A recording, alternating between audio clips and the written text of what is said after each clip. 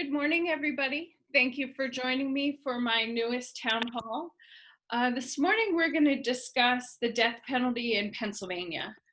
It's a very important topic, and I want to make sure that we cover things like this. So I'm starting a criminal justice reform series for my town halls, and this obviously being the first. So we're going to kind of talk about all aspects of criminal justice reform in Pennsylvania. And today, of course, we're going to start with the death penalty. So thankfully, we have Kathleen Lucas here.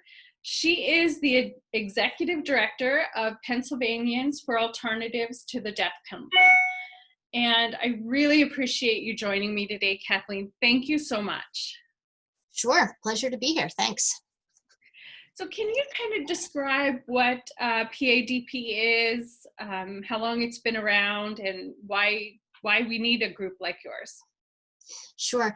So we were founded in 1997. The last 3 executions in Pennsylvania took place between 97 and 99.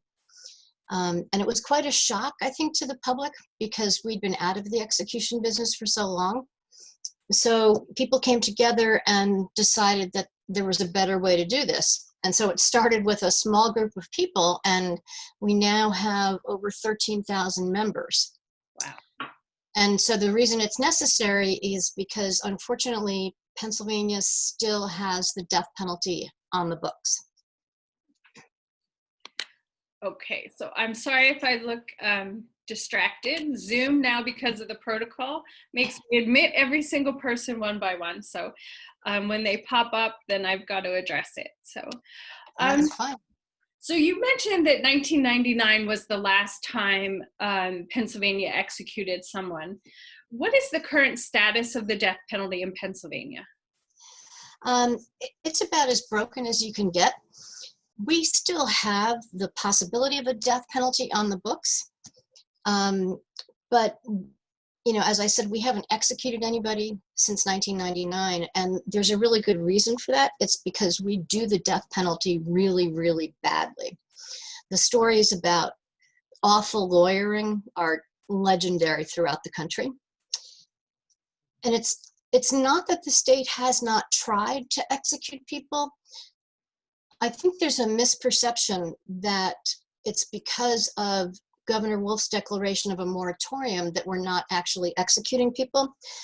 But if we haven't executed anybody since 1999, that can't be because of the moratorium. So what happens is we have people that are wrongly convicted. There are people that are not eligible for the death penalty in the first place, end up on death row, and then their sentence or their conviction is overturned. And we've exonerated 6 people during the time that the death penalty has been back in, actually 7 now. 7 people have been exonerated in Pennsylvania. Wow, that's really scary. Mm-hmm. So you mentioned that Wolf put a moratorium on it. Is that permanent, or can the next governor who comes in start them up again? Well, I think those are 2 distinct questions. So the stay on executions is in place until a study commission that was created. It's a governmental study commission that was created to look at the death penalty. The stay was put in place until that committee finished its study and any deficiencies in the system were addressed.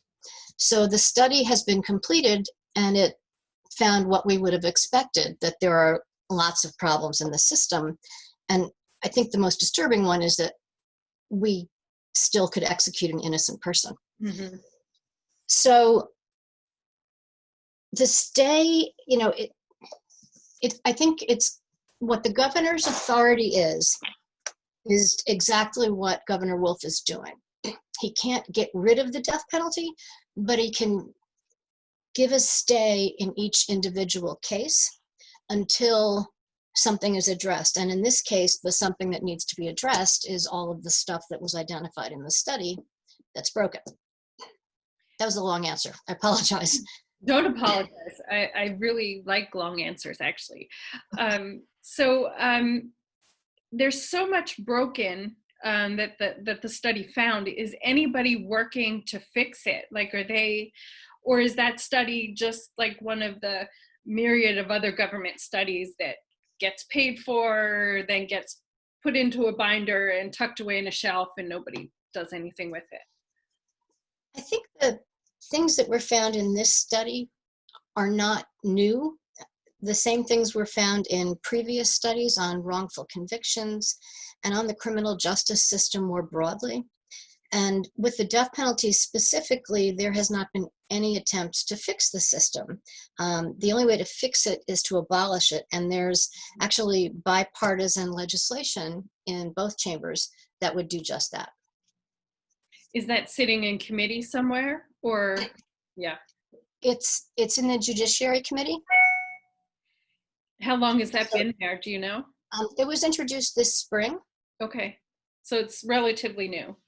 Yes, it is. Although, there's been death penalty abolition across the country. So Yeah. more and more states are getting rid of the death penalty. And, it'll happen in Pennsylvania. It's not a question of if, it's a question of when.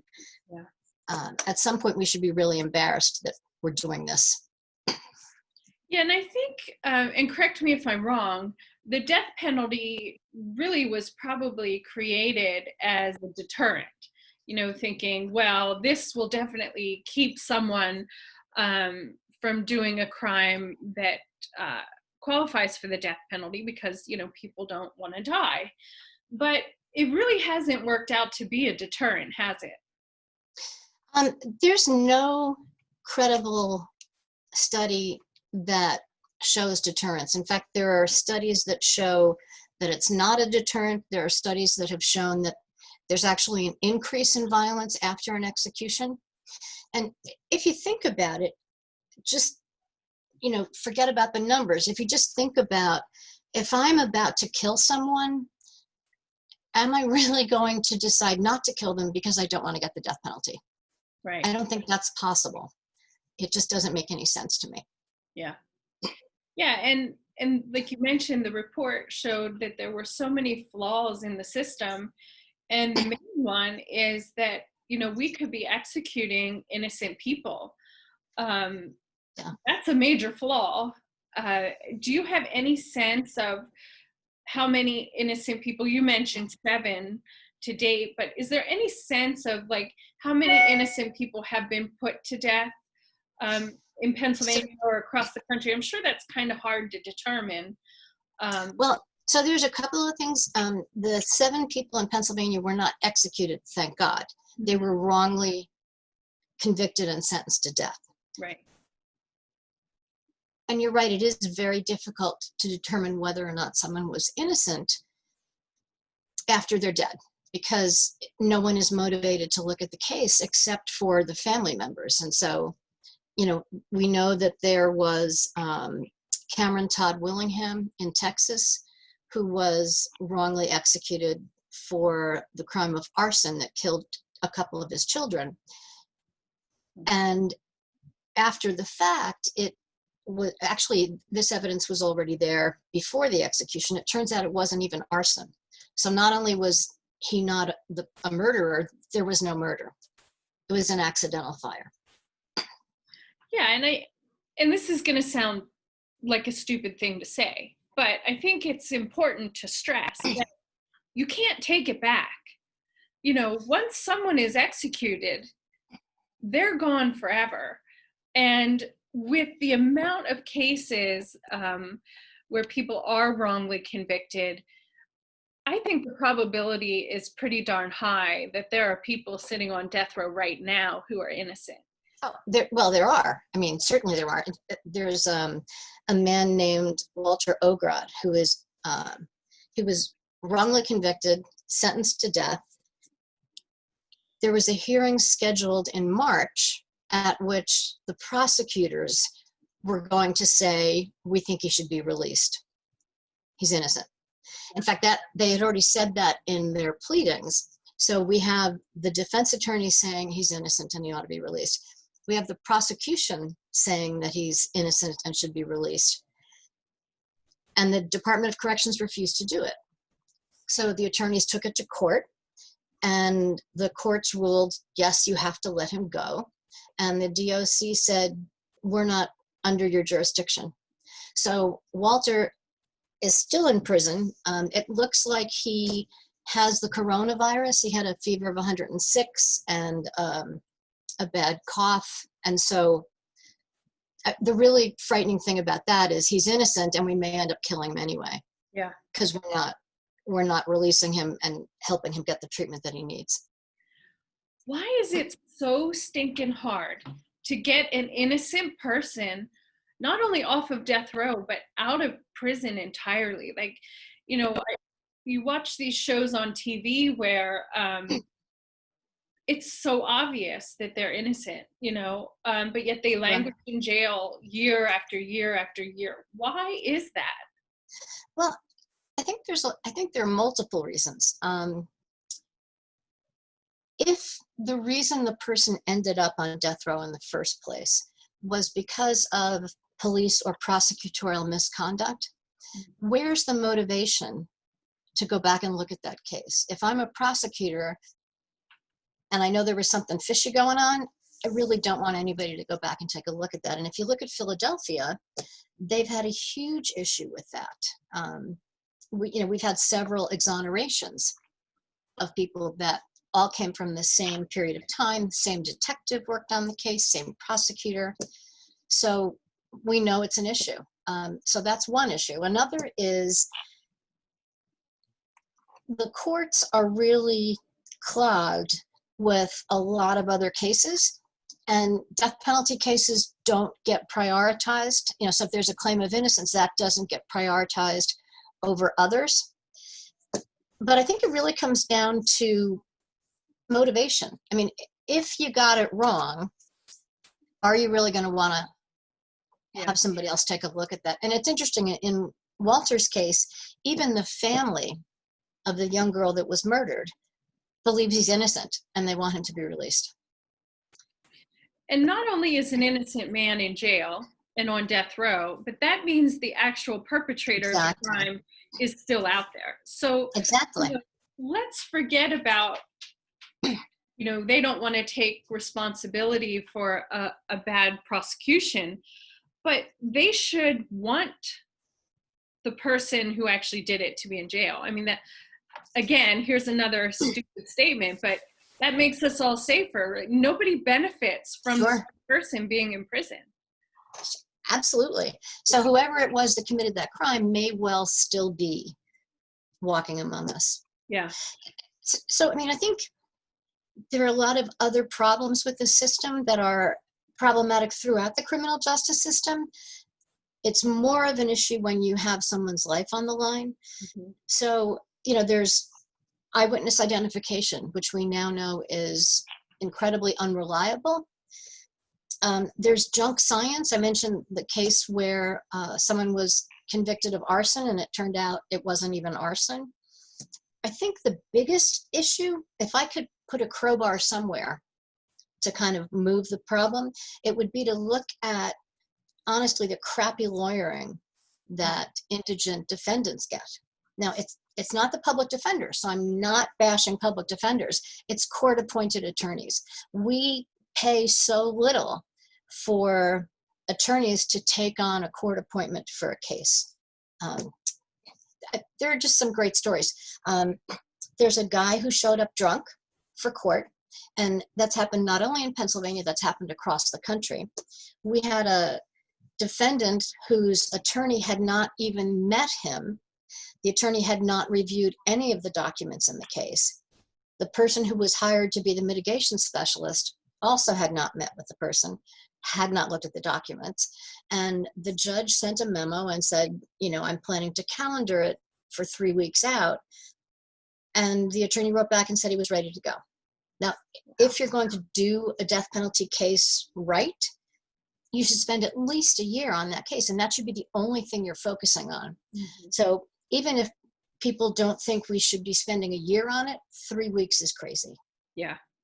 We had another case where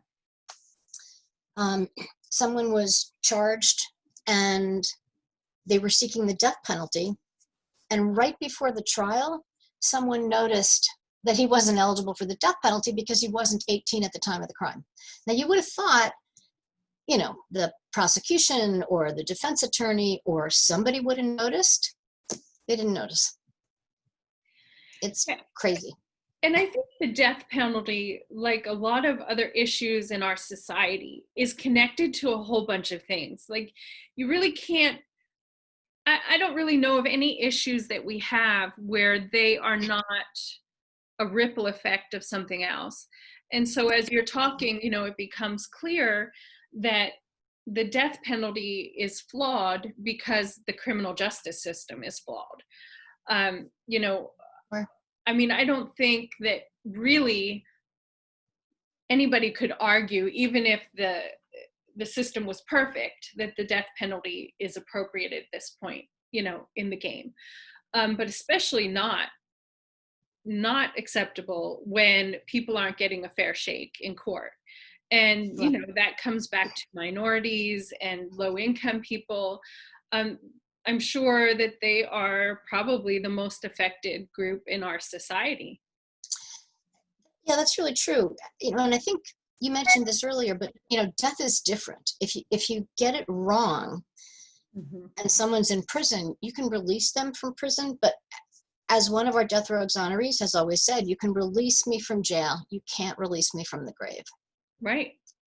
Yeah, it's permanent. And the fact that there are so many mistakes being made, how can anyone justify an execution at this point in the game? Yeah, and there's some really fascinating studies that have shown that for every 9 people that are sentenced to death, 1 of them is innocent. And that's terrifying to me.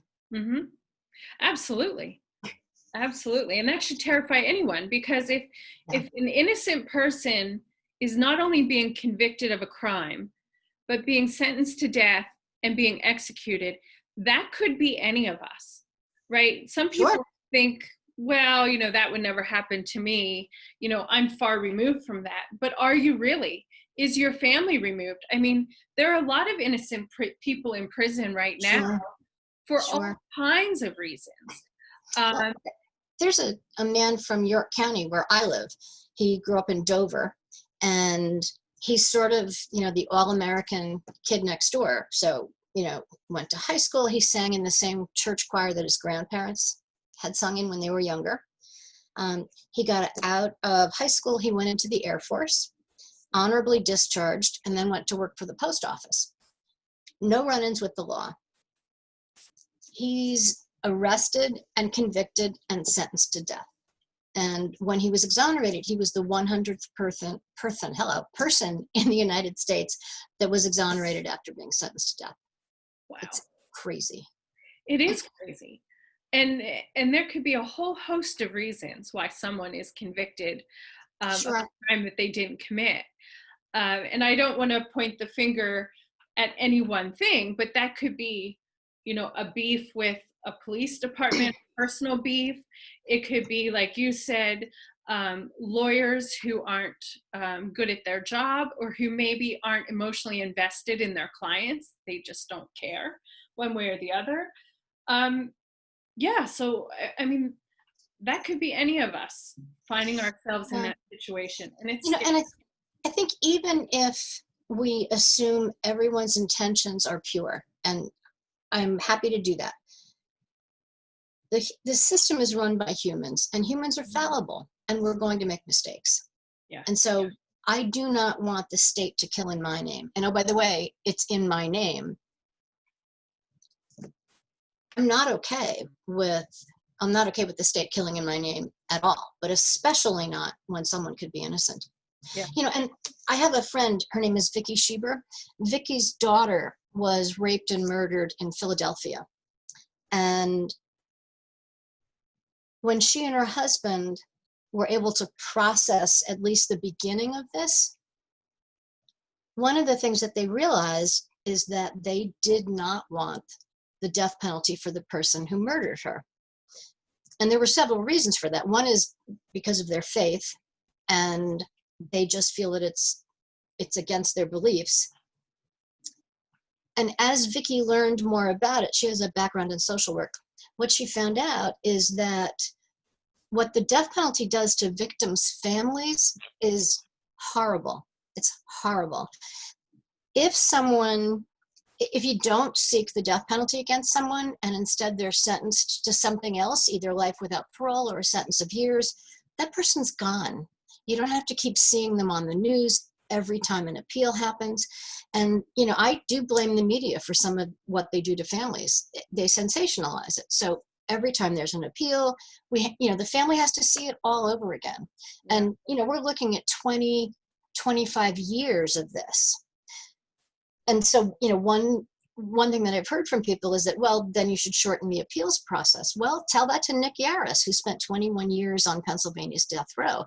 Tell that to Jimmy Dennis, who spent 25 years on Pennsylvania's death row. So, shortening the process isn't going to solve the problem. Right. It's just going to exacerbate it. You're going to have more innocent people. And just listening to the numbers that you're rattling off, 21 years in prison, 25 years in prison. These are innocent people. Yep. Spending 25 years in prison that they'll never get back. And that's a stigma that will most likely follow them for the rest of their life, whether they were exonerated or not. Absolutely. Try filling out a job application. 21-year gap in your employment history, that's a little bit of a problem. Yeah. Not to mention, are you even prepared to live in society after that long? I mean, you don't even know what a cell phone is, for heaven's sakes, at that point. Let us have skills to get a job in today's workforce. Yeah, it's really overwhelming. And the thing about being on death row, as opposed to being in another, confinement system within the prison, is that death row itself is torture. And the people that are exonerated from death row are profoundly, profoundly broken. They all have post-traumatic stress disorder. Most of them come out with serious physical problems because the treatment of illness in prison is not what it ought to be. So, it's pretty awful. So what do you say to the people who look at these mass murderers, who have been executed, who have done really, really awful things, and who people say, look, if there's anybody that deserved it, it's this person. What do you say to them to kind of say, yeah, but, Well, here's what I would say. Our system does not have a way to distinguish between the worst of the worst and someone else. We're supposed to be able to do that. The death penalty is supposed to be reserved for the worst of the worst. But it actually happens to the poorest of the poor, the mentally ill. One of the Supreme Court justices had said, you're better off being guilty and rich than innocent and poor when it comes to the death penalty. And the other thing I would say is, if we execute someone who has done horrible, horrible things, what do we get for that? Like, as a society, what does that say about us? That we have to murder the murderer. I think we're better than that. Yeah. It's more of a retaliation type of thing than it is really, because you had mentioned it's really not a deterrent. Right. Studies have found. So if it's not a deterrent, then what is it? And, I think it's revenge. And I do understand that motivation. I really do. I just think we can do better than that. What about the people who say, well, they're never going to, let's say we take death penalty off the table, have life in prison with no parole. So they're going to die there. If somebody is in their early 20s, that's a very long time. So the cost to house an inmate for 80 years, 70, 80 years is astronomical. It truly is. Sure. So what do you say to those people who say, look, they've whether they've admitted to the guilt, they've confessed to it, or they've been found guilty, the cost to house somebody for 70 years versus the death penalty that they deserve. Okay, I'm Mhm. talking about someone who is an advocate for the death penalty. How do you talk to them? How do you counteract that cost factor? Well, the truth is that the death penalty is actually more expensive than keeping someone in prison for the rest of their life. And I know that Pennsylvanians don't know that. There was a survey that was done, I want to say in 2015. And one of the questions was, is cost important to you when you look at whether or not we should have the death penalty? And the answer overwhelmingly was, absolutely, cost matters. I don't want to be spending all of this money on this person when we could just kill them. Yeah. But it actually is much more expensive. And that starts right at the beginning.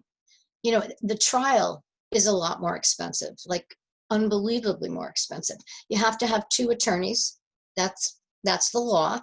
You should have a mitigation specialist. That's not always guaranteed, but it should be. You need investigators. The case takes a long time. Even just to select a jury, it takes a lot longer. And so most of the difference in cost is actually at the trial phase. And let me see if I can pull up a graph? Can I share something with you? Yeah, absolutely. This one is, I think, stunning. So overall, we've spent $1.06 billion on the death penalty in Pennsylvania. And look at where that money went. 50% of that, 50% of the people that we put on death row are no longer there.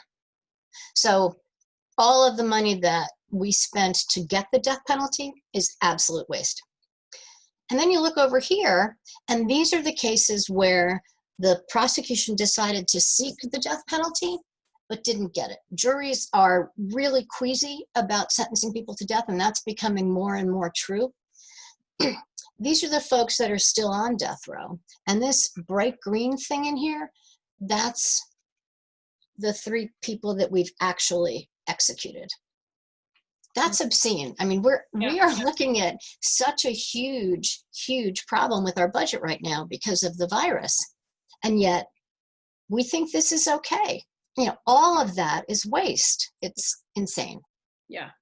I just don't get it.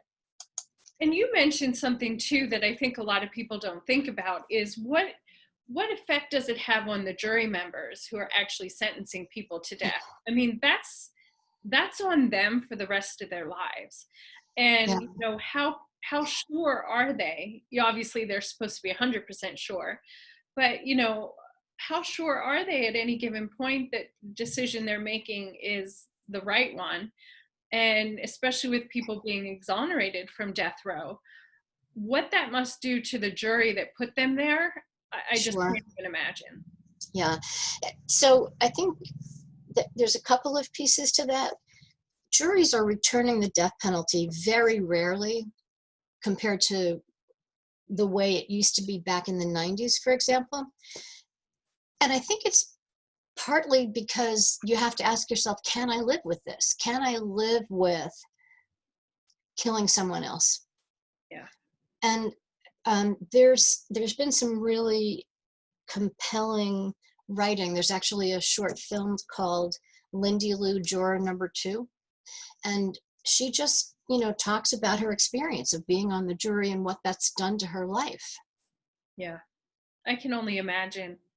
So if we take the death penalty off the table, what is left for these? Is it life in prison without parole? Is that what your group recommends as a replacement? Are there other options? So the law in Pennsylvania is currently that you have 2 choices for first-degree murder. It's either an execution or a life without the possibility of parole. Our organization doesn't take a position on punishment other than the death penalty. Mm-hmm. I think there's lots of room for people to agree and disagree about that. We're much more concerned about executing innocent people, Yeah. putting families through that, using a system that's incredibly costly, gets us nowhere. And the other thing is that if you look at fairness, the death penalty is not administered fairly at all. There are Yeah. counties that have never sought the death penalty, and there are counties who've regularly sought the death penalty.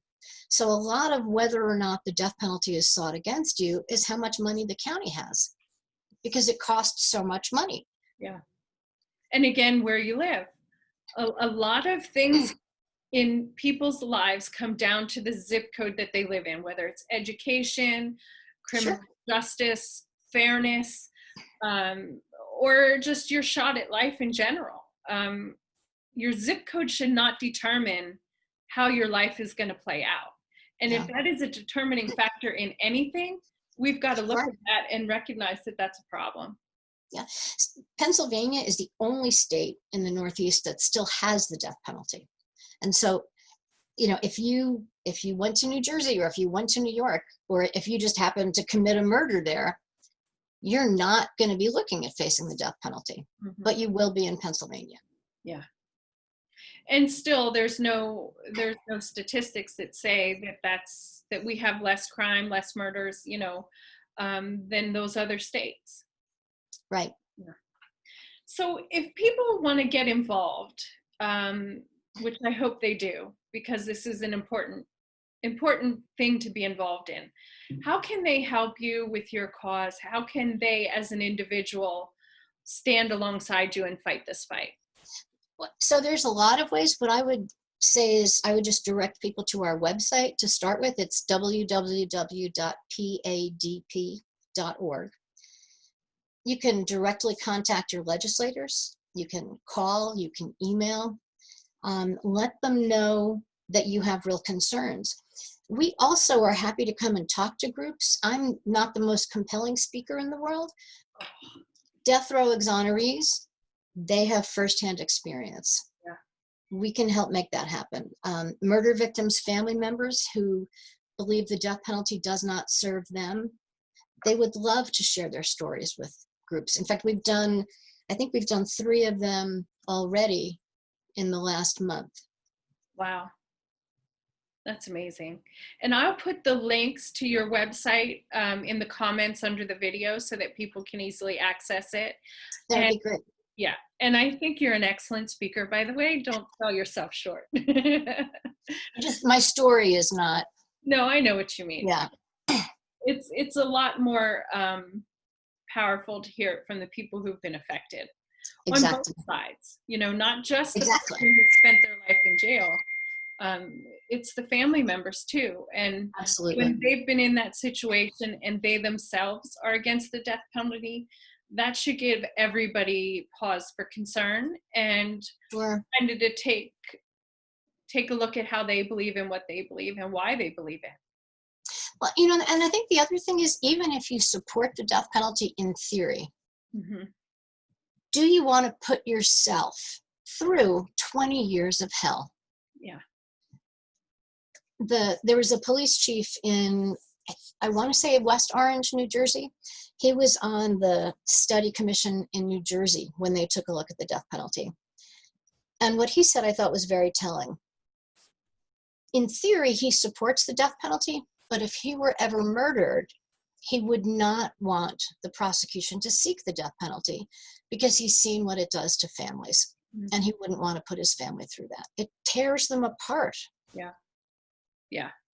And then, you look at all the other people who are associated with it, the people who are actually doing the executions, the people who witness the executions, the people, who get to know these inmates, the guards over time. I think we all want to just assume that these people are the big bad boogeymen, who are just the worst of the worst. And I think that is probably not the case. I think there's, human in all of us regardless. And, the people who get to know them on a daily basis, I'm sure are also affected by it as well. Yeah, there's actually a relatively new documentary that I would recommend. It's called In the Executioner's Shadow. And you can actually watch it online. I think it's called Tubi, Tubi. And that documentary takes a look at the family members of a murder victim, a former executioner, and a death row exoneree. Mm. And the story that the executioner tells is really compelling. Yeah.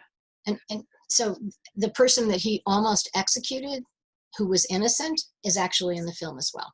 Yeah. We're asking a lot of people. We're asking them to handle it. You know, when you think of the death penalty, you think, well, they committed the crime.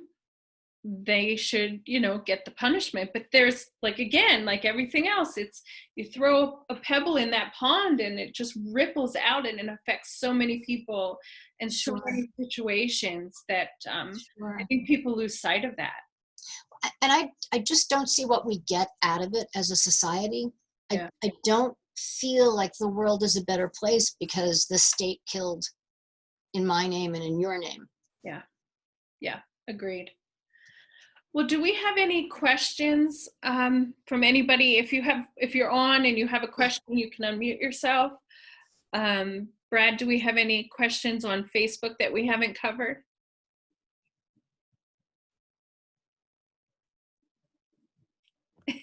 So again, just explain a little bit more, one on explaining a little more on the multiple appeal process and adding it to the cost on things. Sure. So there are constitutionally guaranteed appeals. And even with that, the initial most expensive part is the original trial. But it racks up. It's more expensive to keep someone on death row than it is to keep them in general population or, you know, with people who are doing life. So those costs go up year over year.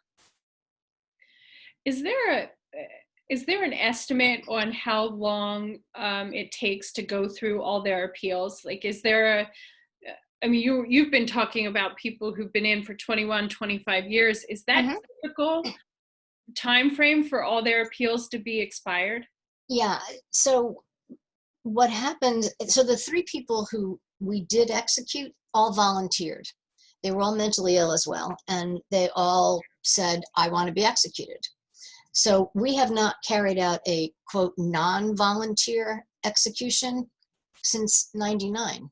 That's a long time. Mm-hmm. So what happens is folks are no longer on the row. Half of them are no longer on the row. And then we spend money seeking the death penalty, but not getting it because the jury just won't return that sentence. Yeah. So our death row was, I'm going to get the exact numbers wrong. It was upwards of 225 people at its height, and we're now down to about 150. So the row keeps shrinking. Yeah. And yet they're still there. Yeah.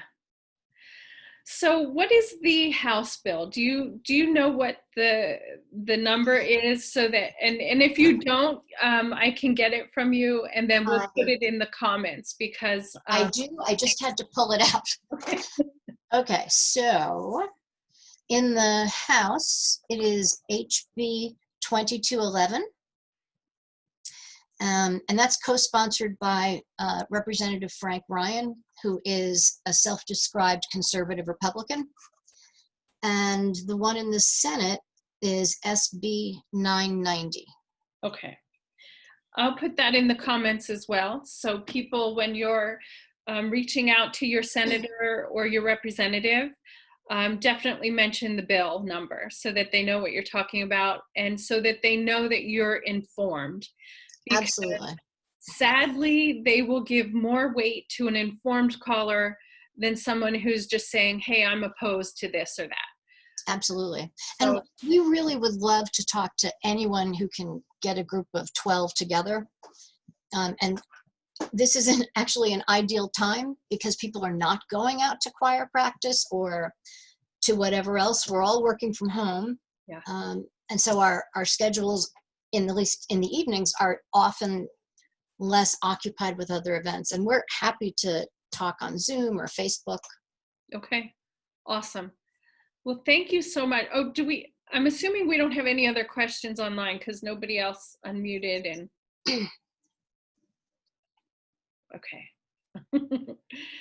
All right. Well, thank you so much, Kathleen. I really appreciate you being with me. It's been a pleasure. Thank you.